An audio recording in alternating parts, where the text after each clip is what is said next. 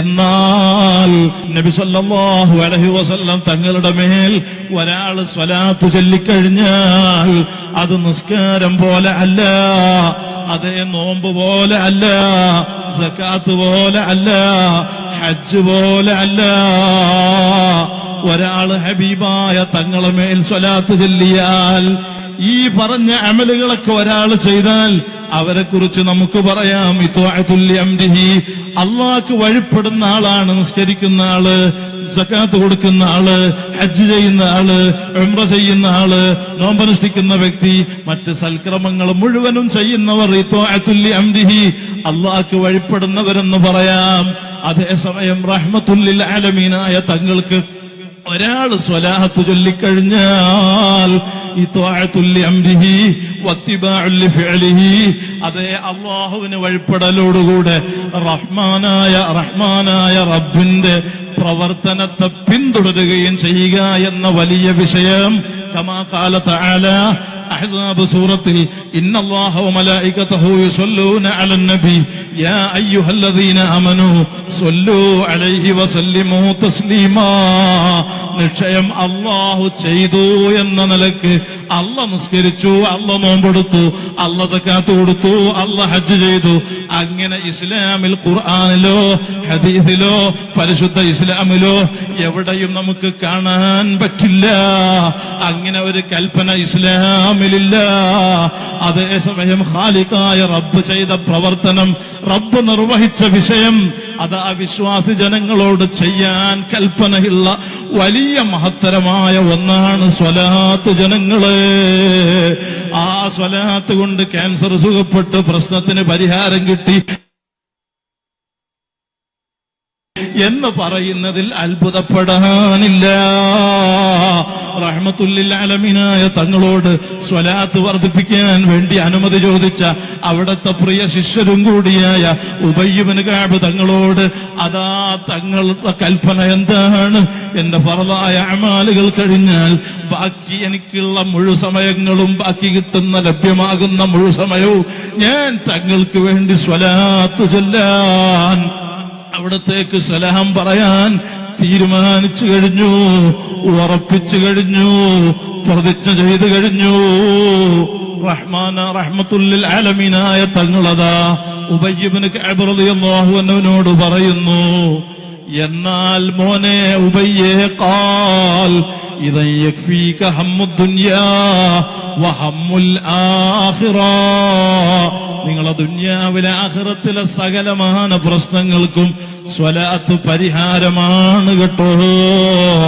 എന്നാൽ ബായാറ് സ്വലാത്തിൽ രോഗം സുഖപ്പെട്ടതിനേക്കാൾ, ജാറത്തിങ്ങൽ സ്വലാത്തിൽ രോഗം സുഖപ്പെട്ടതിനേക്കാൾ നാം വലിയ സന്തോഷത്തോടെ കാണുന്നത് എത്രയോ ആയിരക്കണക്കിന് മുസ്ലിം ചെറുപ്പക്കാർ വെള്ളിയാഴ്ച ജുമുഅ നിസ്കാരം പോലും നിർവഹിക്കാതെ, റമദാനിൽ നോമ്പനുഷ്ഠിക്കാതെ, താൻ തോന്നിയായി ഒരു നേതൃത്വത്തെയും അനുസരിക്കാതെ, സ്വീകരിക്കാതെ അവരങ്ങനെ കറങ്ങി നടക്കുന്ന തോന്നിവാസങ്ങളിൽ ലഹരിയുമായി ബന്ധപ്പെട്ട് നാട്ടുകാർക്കും കുടുംബത്തിനും ഭീഷണിയാകുന്ന അവസ്ഥയിൽ ജീവിക്കുന്ന എത്രായിരം ചെറുപ്പക്കാരാണ് ഉപ്പാപ്പ റസൂലുള്ളാഹി സ്വല്ലല്ലാഹു അലൈഹി വസല്ലം തങ്ങളെ സ്വലാത്ത് കൊണ്ട് ഹിദായത്തിന്റെ വഴിയിലെത്തിയത്.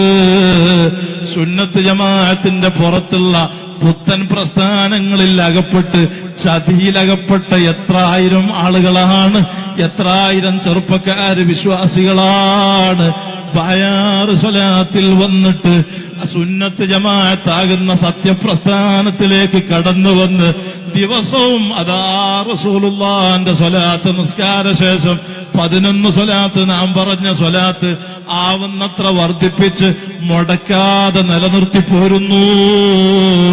നമുക്കത് വലിയ സന്തോഷമാണ്. ബായാറ് സ്വലാത്ത് നടത്തുന്നത് ഒരു ഭൗതിക താല്പര്യങ്ങളും ലക്ഷ്യം വെച്ചിട്ടല്ല.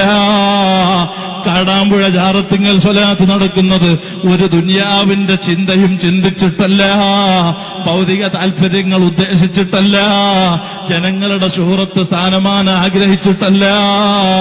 അഹ്ലുസുന്നയുടെ സയ്യിദന്മാരും ഉലമാക്കളും സ്ഥാപനങ്ങളും ദീനീ പ്രവർത്തനങ്ങളും മജ്ലിസുകളും ഒന്നും നടത്തുന്നത് അങ്ങനെ ഒരു ദുരുദ്ദേശത്തോടെ അല്ല.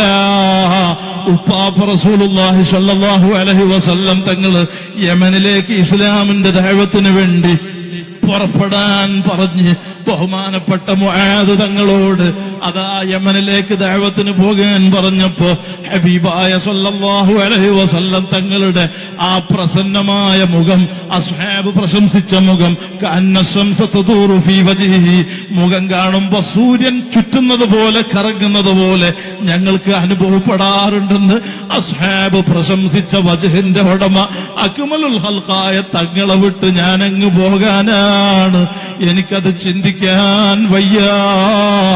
മനസ്സിന്റെ വേദന അങ്ങ് റഹ്മത്തുല്ലിൽ ആലമീനായ തങ്ങള്, ഗുരുവര്യരും കൂടിയായ തങ്ങള് ശിഷ്യന്റെ കൽബിന്റെ വേദന അറിഞ്ഞ് പറയുന്നു, ഓ മുആദ് മോനെ ഉബയ്യേ, നീ വിഷമിക്കേണ്ടതില്ല, ഫിക്ര ഹമ്മു അമ്മു വേണ്ട. ലഅൻ യഹ്ദിയല്ലാഹു ബിക റജുലൻ വാഹിദാ ഖൈറുൽ ലക മിനദ് ദുനിയാ വമാ ഫീഹാ.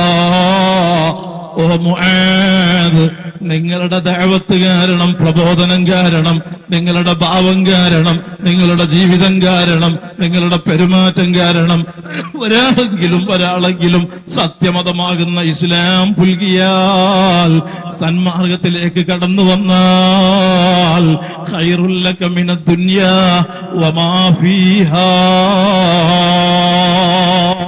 ഈ ദുനിയാവിലുള്ള സർവസ്വത്തെക്കാളും നിങ്ങൾക്ക് ഏറ്റവും മഹത്തരം അതാണെന്ന് റഹ്മത്തുല്ലിൽ ആലമീനായ തങ്ങൾ പറഞ്ഞിട്ടുണ്ടെങ്കിൽ ഇൽമില്ലാത്ത